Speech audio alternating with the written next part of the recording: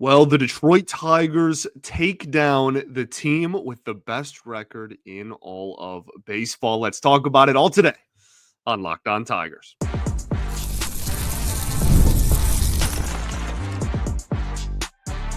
You are Locked On Tigers, your daily Detroit Tigers podcast. Part of the Locked On Podcast Network, your team every day.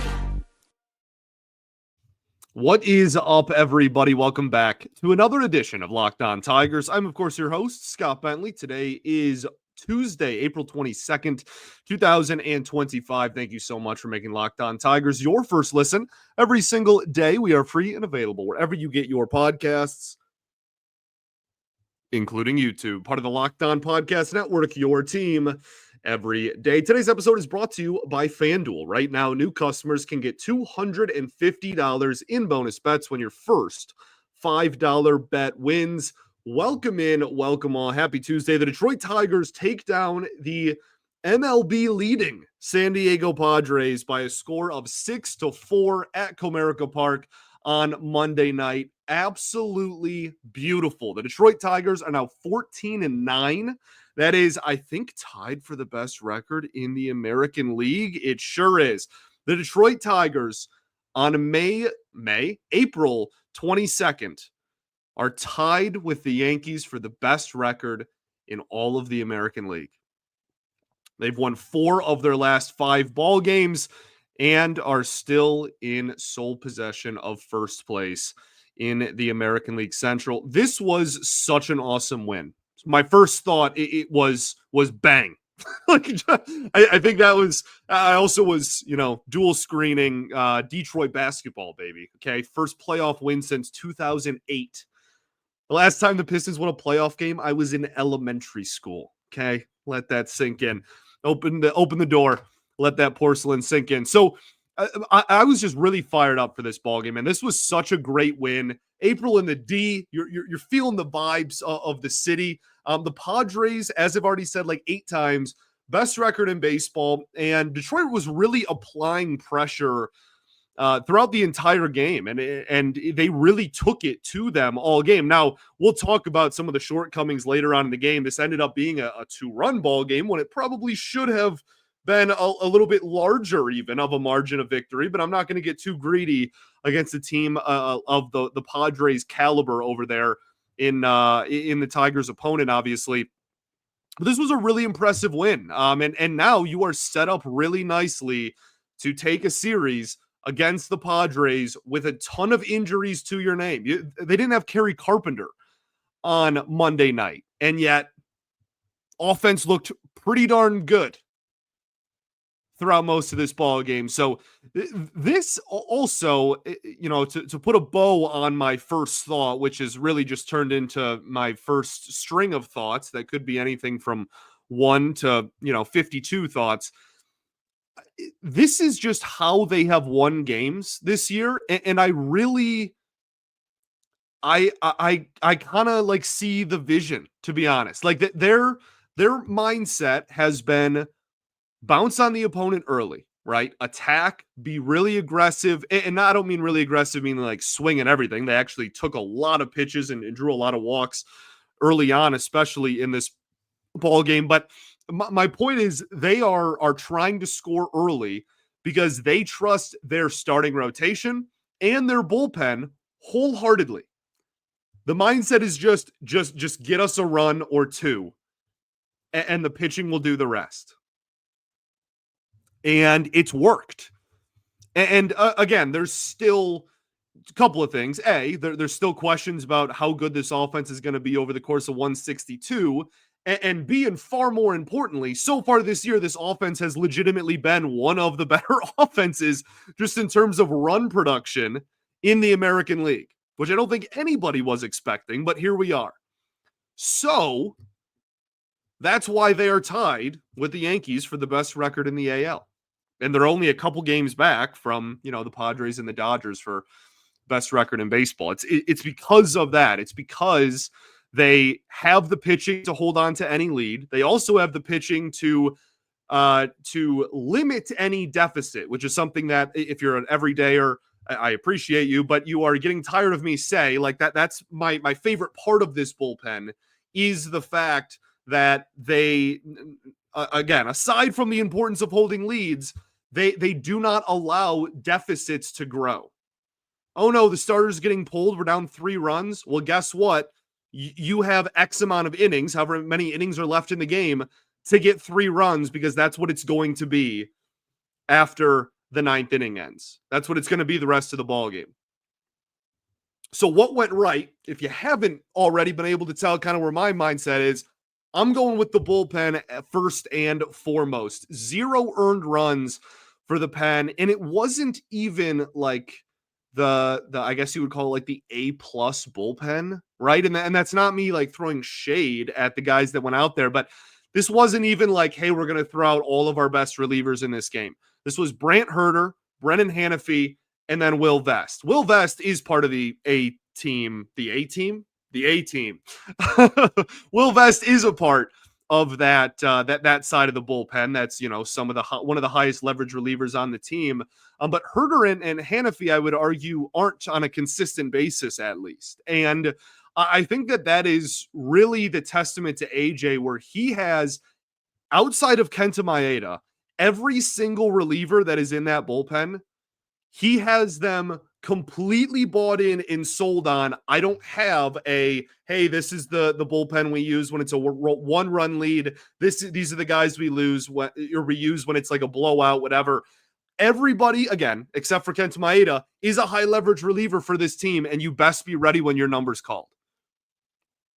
And it is beautiful. Will Vest looked like an animal. He is a tamed psychopath, and I love it, dude. He has a 0.93 ERA.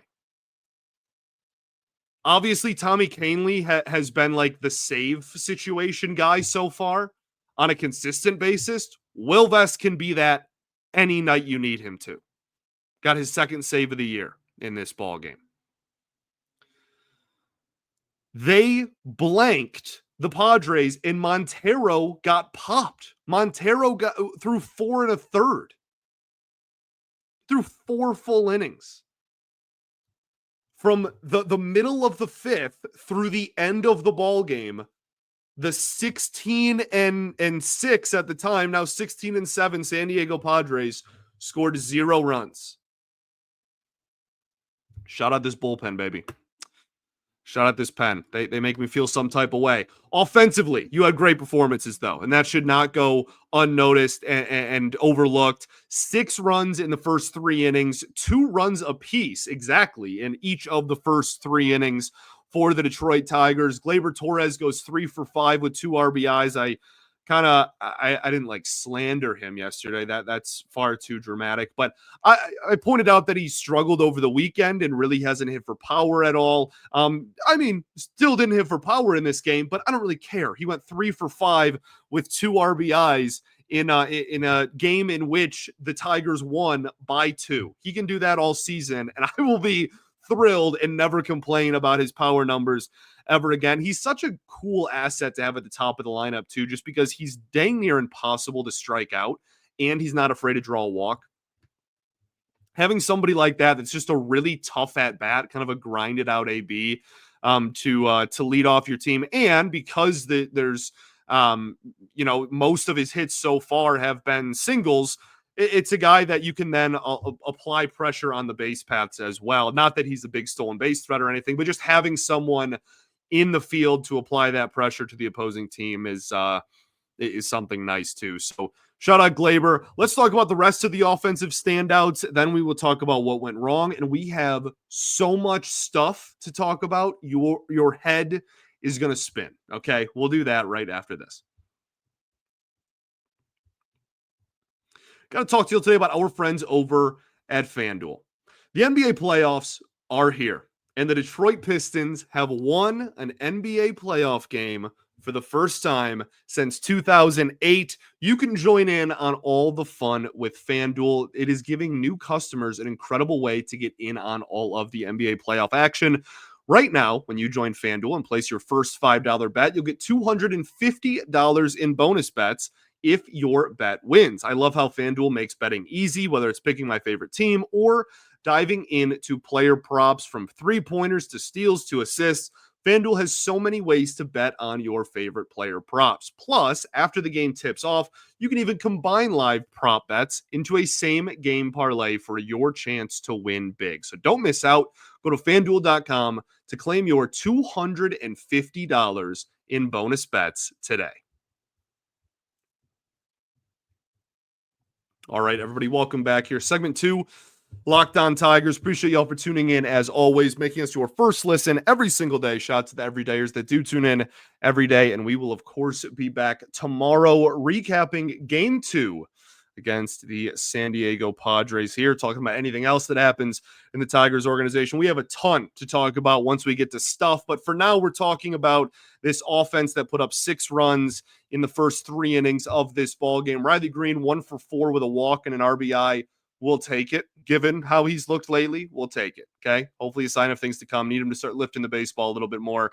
Spencer Torkelson, 1 for 4 with a walk. And that strikeout he had, was that the first or second inning of this ball game, really was kind of surprising, which is a great sign because he's crushing. But it was, it was a full count, slider low and away, clearly a ball. He expanded the zone a little bit there and swung and missed and struck out, obviously. I think that it's a testament to how good he's been that I was like, oh, that was shocking. Like, that was genuinely surprising. When that pitch was going in, I was like, oh, that's ball 4. And the fact that he didn't do something perfectly was a surprise to me. I think is a testament to how great of a year he has already had, and then still draws a walk later in the ball game. As I mentioned yesterday, man, it really feels like he's drawing a walk like literally every game, and it is awesome to see. Shout out the dog, Tomas Nido, who gets an RBI in this ball game. He's hitting .417. He's only played like 3 games, but I don't care. He's hitting .417. That's a dog in my books. Shout out catchers, man. Catcher supremacy for life. That's my dog.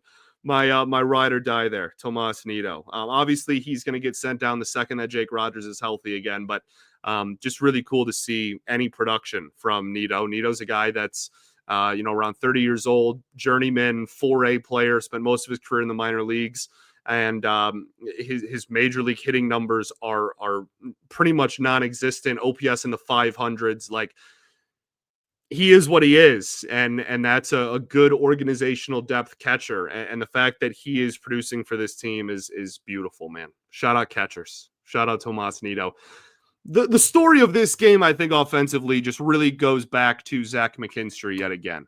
We're reaching a point where I don't even know what else to say about it, and I think that when this roster is fully healthy again, the conversation surrounding, how to consistently get Zack McKinstry at bats is going to be one that I didn't think I would be having in May or June. And yet I feel like we're heading in that direction. Now, he's not going to hit 314 with a 900 OPS. Okay. I'm rather confident in that. But if this dude's even hitting, 245, 250 with an OPS in the 700s, he's worth playing every single day and gives you so much value in the field and on the base paths as well, that he's going to be a big time valuable asset for this team. 3 for 4 with a walk in this ball game. He got on base 4 times against the San Diego Padres, and he hit 2. He was the 2 hitter and got on base 4 times. He's a monster, man. Really, the team approach was just awesome early in this ball game. Really avoided expanding the zone, took a lot of walks, worked a lot of counts, really drove that pitch count up as high as they could, and most importantly, did damage on mistakes. They if the ball was in the zone, they were taking advantage and driving the ball. Vasquez has had a pretty solid season, but hasn't really been able to go deep into games so far this year. And the Tigers used that to their advantage. And they said, okay, let's try to get him out of this game as soon as possible. And that is exactly what they did. He only goes 2 innings 5 hits, 6 earned runs, 3 walks, and just 1 strikeout. His ERA goes from like 1.5 to just about 4. So really good day at the office for the offense. Let's talk about what went wrong in this game. It did end up getting a little bit closer than maybe it should have, in my opinion. There's 2 main things I want to talk about here. One is Keider Montero. Excuse me. 4 1/3, 5 hits, 4 runs, 3 of them earned, 4 walks, and 3 strikeouts. Obviously gave up the home run as well. That is 7.71 being where his ERA sits at currently. 2 starts, very small sample size, but a really high number as well. This was the most stereotypical Keider Montero outing like ever. When the ball was located well, any pitch really, but especially the slider and the fastball in on the hands. When it was located well, he was getting a lot of swing and miss, as we have become accustomed to. His stuff is really good. His stuff plays at the major league level. But he had literally zero command or control whatsoever in this outing. And so that's why you see 4 walks in 4 1/3. You see a pitch count that was approaching 100 through 4 innings. And that's why the Padres were able to kind of crawl and climb back into this ball game. This is a game that the Tigers should have won very handily. And again, I'm not complaining over a win against the Padres. Okay, I promise I'm not. The show is set up to talk about the pros and cons of every game, no matter what. So like this is just that part of the show. Okay, I promise I'm very thrilled with this outcome. But it should have been more. And I think Montero struggles. I'm interested in what they do with him going forward. If maybe now that the Tigers have an off day this week, that they have off days moving forward. Thursdays, a lot of Thursdays off. Goodness. Over the next couple of months. So I wonder if they're going to stick with this 6-man rotation, if they're going to use Montero in a bullpen role and DFA Maeda, if they're going to send Montero down to AAA and Alex Cobb is going to come back and they're going to run a 6-man rotation. I don't know. There's a lot of different possibilities here. And I think part of it has to do with, again, how many off days there are, and then also kind of where Alex Cobb is at in his rehab. So we'll see what happens there. But Montero struggled in this outing to just locate literally anything. The only other thing I really want to talk about is the biggest difference, more so than Montero, because like ultimately this dude left the ball game and the Tigers were winning. Okay. The thing that affected the lack of separation, but this is way too wordy. The thing that prevented the Tigers from growing their lead the most was RISP. They went 4 for 17 with runners in scoring position in this ball game. They had multiple runners on base in almost every single inning in this ball game and got shut out after the third. That's not great. And again, I'll reiterate for the 15th time, okay? You did enough to get a win against the team with the best record in baseball. I am not going to complain, okay? I will gladly take 6 runs against the Padres. But if there's anything to point to look at it and try and improve going forward or to work on after watching this ball game, it is timely and clutch hitting. Because 4 for 17 with RISP is going to bite you at some point. So just wanted to point that out. Let's talk stuff, okay? Because there's a lot of stuff to go over. We'll do that right after this.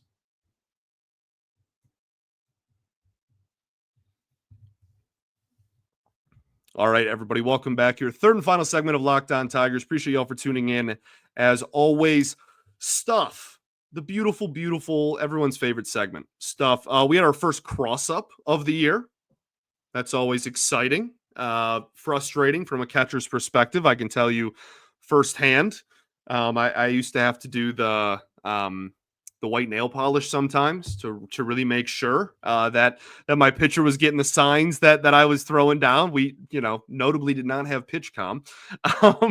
And even with pitch com, it still happens. There was a cross up. Now, it didn't result in anything, and thankfully Nito was able to get his forearm in front of the baseball, but clearly thought it was a breaking ball that was going way away, and instead it was a two-seam fastball that came back in and hit him right on the forearm. So no harm, no foul. Everything's good, but I always notice cross-ups, and they always fascinate me because you get to see the blame game of, both parties trying to figure out whose fault it was.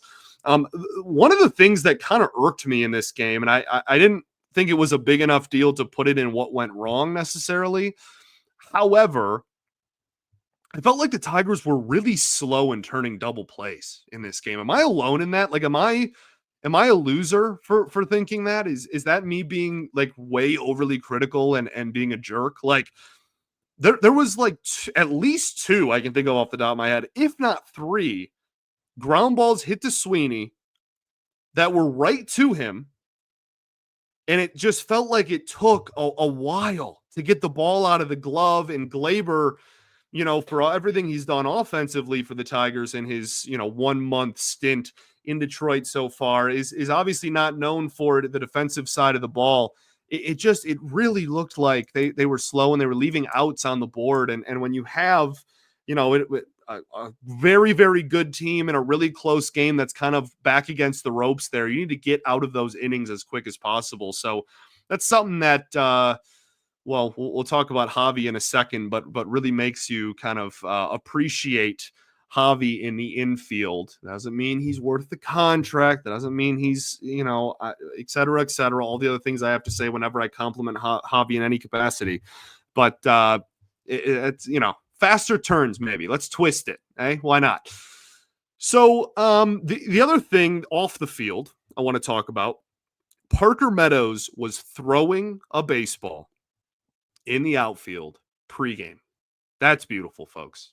That's what it's all about right there. That'll bring a tear to your eye and mine as well. If he's back right when he comes off the injured list, I'm actually going to cry. That would just be the best. Now, we have over a month until he's even eligible to come off the injured list. So the Tigers are setting themselves up for potentially having a pretty long rehab stint for him.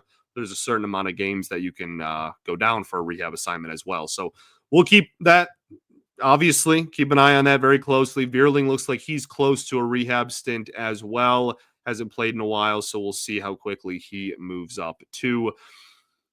As far as players that are on the Tigers, Kerry Carpenter currently avoids the injured list. Now, I know everyone's kind of celebrating. I'm still not 100% convinced that he's not going to find himself on the injured list like today as you listen to this. I think they're really trying to hold out hope, and they're really trying to make this work. And I hope that it's mild enough and minor enough of an injury where they can do it. It seems like he just pulled a hammy. They're going to DH him and be very selective about when he plays. He's not going to play in the field for a while. Hopefully that's all he needs, and hopefully that's able to happen. I would like this team's best hitter to be in the lineup as often as possible. But I don't know. That's just a weird situation to me, that it's like like he's not going to play, but he's also not hurt. I don't know. Maybe I've just been hurt too many times before. I'm not trying to get hurt myself here, but I'll hold my breath on that one. We'll see. Hopefully he stays healthy.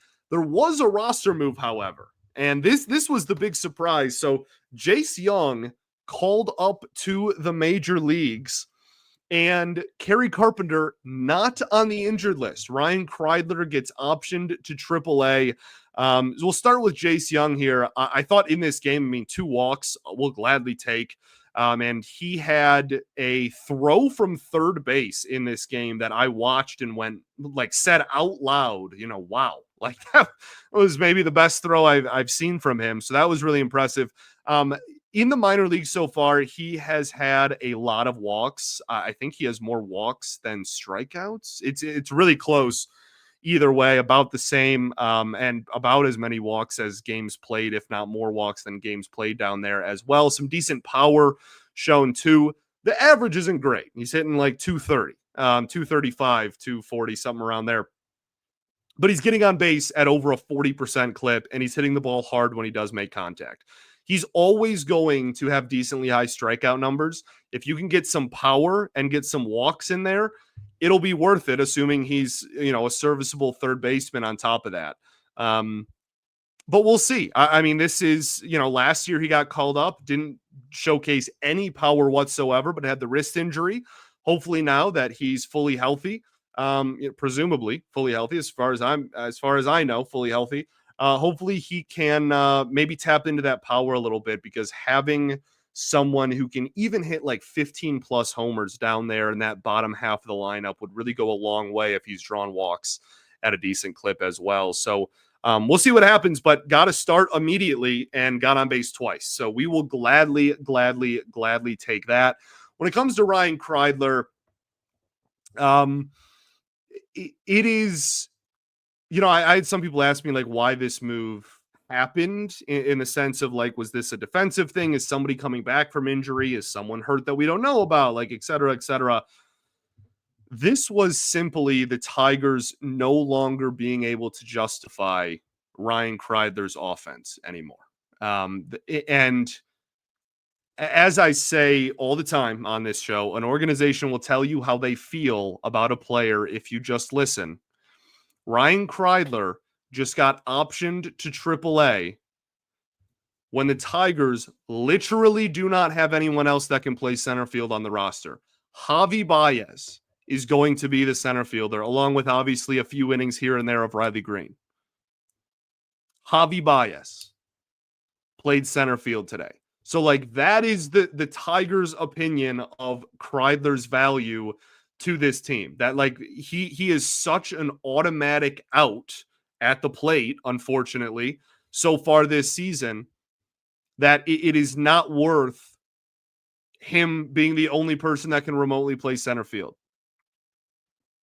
So I don't anticipate Kreider to be back anytime soon. If there's a few more injuries that happen, obviously that changes things. If the outfield depth gets even thinner than it already is, then he will be back. But I mean, as it stands right now, this was no injury relation at all, just sent down before any of the center fielders were healthy again. If you can't hit, it's hard to find a spot for you. And we'll see if he can make adjustments. Because again, at one point in this dude's minor league career, he raked down in AAA. And so hopefully he can find that again, because that would go a long way. So rooting for him.